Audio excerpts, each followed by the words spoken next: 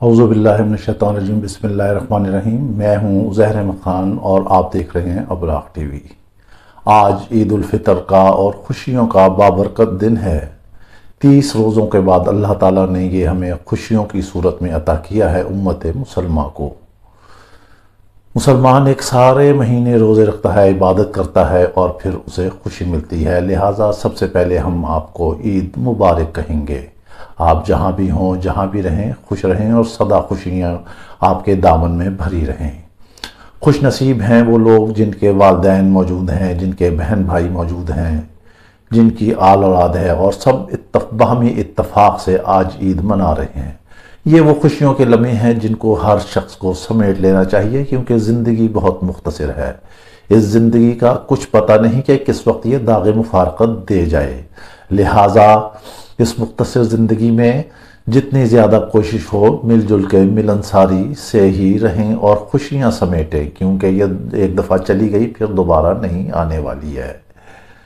اب ہم آتے ہیں ملک کے حالات کی طرف۔ عمران خان نے کہا تھا کہ چاند رات کو لوگ پاکستان تحریک انصاف کے فلیگ لے کر شہروں میں نکلیں اور وہ احتجاج کریں۔ اگر بہت زیادہ پازیٹیو نہیں رہا تو بہت کم بھی نہیں رہا۔ بہت سارے شہروں میں جو ہے پی ٹی آئی کے کارکن جو ہیں وہ پی ٹی آئی کے جھنڈے لے کر نکلے۔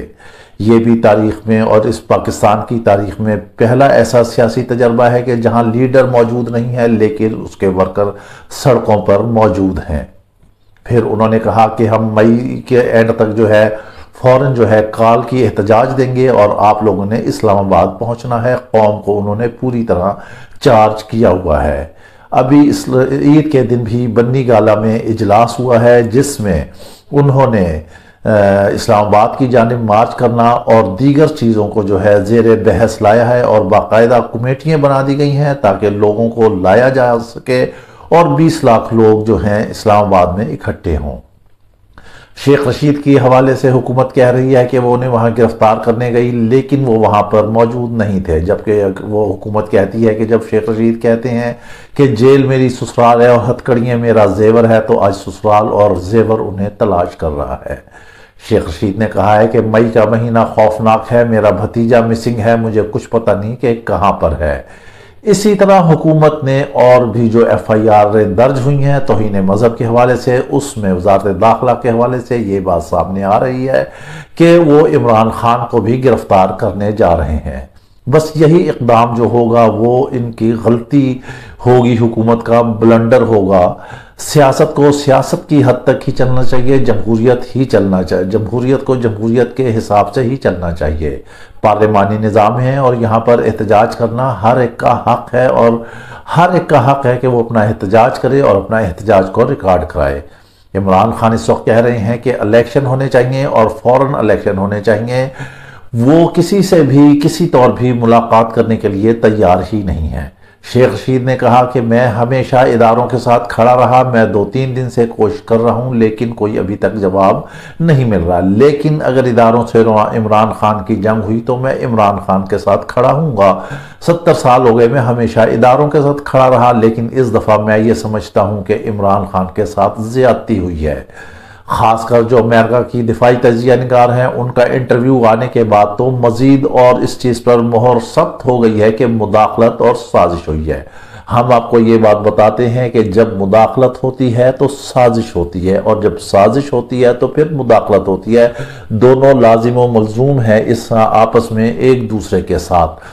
یہ بات روزے روشن کی طرح عیاں ہو گئی ہے اور پھر امریکن جو ہیں بہت دیر تک اس چیز کو چھپا کر نہیں رکھتے ہیں، وہ سیلیبریٹ کرتے ہیں، وہ انجوائے کرتے ہیں، وہ اپنی فتح کو انجوائے کرتے ہیں۔ انہوں نے جو کچھ کام کرایا مبینہ طور پر یا نہیں کرایا، بہرحال ان کی دفاعی تجزیہ نگار وہ کہہ رہی ہے کہ میں ثبوتوں کے ساتھ اپنے سٹینڈ پر سٹینڈ کھڑی ہوں اور میں اس بات کو پروف کروں گی کہ امریکہ نے کس طرح سازش کر کے یا مداخلت کر کے پاکستان کی گورنمنٹ کو ٹاپل کرایا ہے، کیونکہ ایبسلوٹلی ناٹ انہیں منظور نہیں تھا۔ OIC کی کانفرنس انہیں منظور نہیں تھی۔ روس کا عمران خان کا روس جانا انہیں منظور نہیں تھا۔ چین کے ساتھ اس کے تعلقات اور سی پیک کے معاملات اسے منظور نہیں تھے۔ اس وجہ سے امریکہ نے دیکھا کیونکہ عمران خان آنکھوں میں آنکھیں ڈال کر بات کرتا ہے، اس کو بات کرنا آتی ہے، اسے اپنا مطلب اور مقصد اور اپنی بات کنوے کرنے کا ڈھنگ آتا ہے، وہ اس سوسائٹی میں رہا ہے اور وہ ان کو جانتا ہے۔ اس وقت عمران خان نے جو بائیڈن سے سوال کیا ہے کہ وہ بتا دے کہ ایک منتخب حکومت کو گرا کر کیا اس کی حمایت میں اضافہ ہوا ہے، قوم کسی طرح بھی تیار نہیں ہے، کسی صورت بھی تیار نہیں ہے کہ وہ امریکہ کے اس بیانیے کی حمایت کرے۔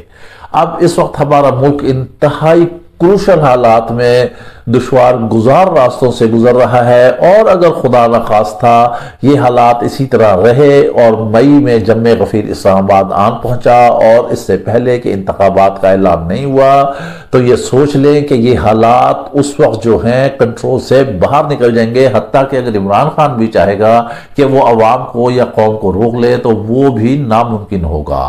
اب بہت سارے صحافی یہاں کہہ رہے ہیں کہ اداروں کو چاہیے کہ وہ مداخلت کرے، وہ حالات کو دیکھیں، جبکہ کچھ اس کی مخالفت میں ہیں۔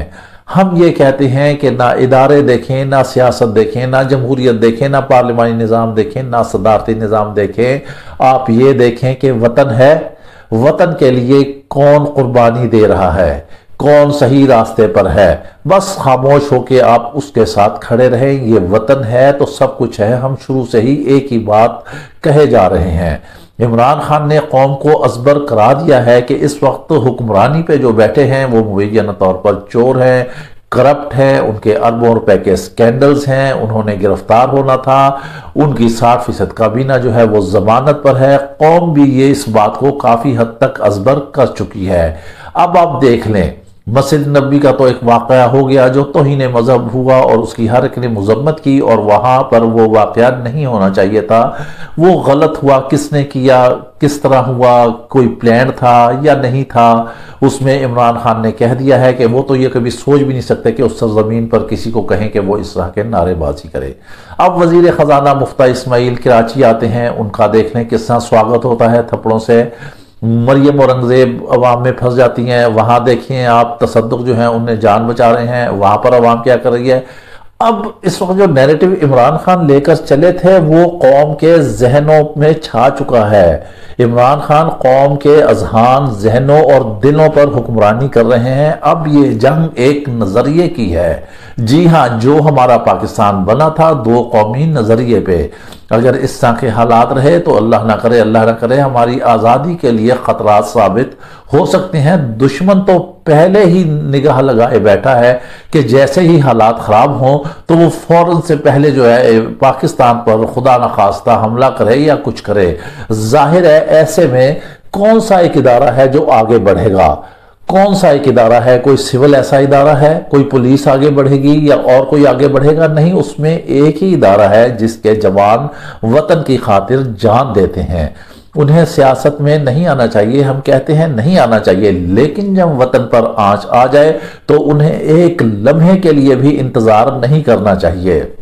اسٹیبلشمنٹ والے دیکھ لیں کہ حالات کس طرف جا رہے ہیں۔ نون لیگ جتنی تیزی سے دوڑ رہی ہے، جتنا تیزی سے وہ گرم گرم کھانا چاہتی ہے، اب یہ بھی سنا جا رہا ہے کہ مبینہ طور پر عمران خان کے خلاف کوئی آڈیو یا ویڈیوز آ رہی ہیں، لیکن ہم آپ کو بتا دیتے ہیں جو آج کا عمران خان ہے اور جو ماضی کا عمران خان تھا، چاہے وہ پلے بوائے تھا یا کوئی اس کی جو ہیں ویڈیوز تھیں یا کوئی تصاویر تھیں، وہ بڑے بڑے سکینڈلز آئے، اچھلتے رہے اور گزرتے رہے، لیکن اب ہم نے موجودہ عمران خان کو یہ دیکھنا ہے۔ قوم اس وقت عمران خان کو محمد بن قاسم سمجھ بیٹھی ہے، سمجھ رہی ہے، اور قوم یہ کہتی ہے کہ عمران خان نے راجہ داہروں سے ہماری نجات دلانی ہے، انہوں نے ہمیں آزاد کرنا ہے، کرپٹ لوگوں کو ختم کرنا ہے۔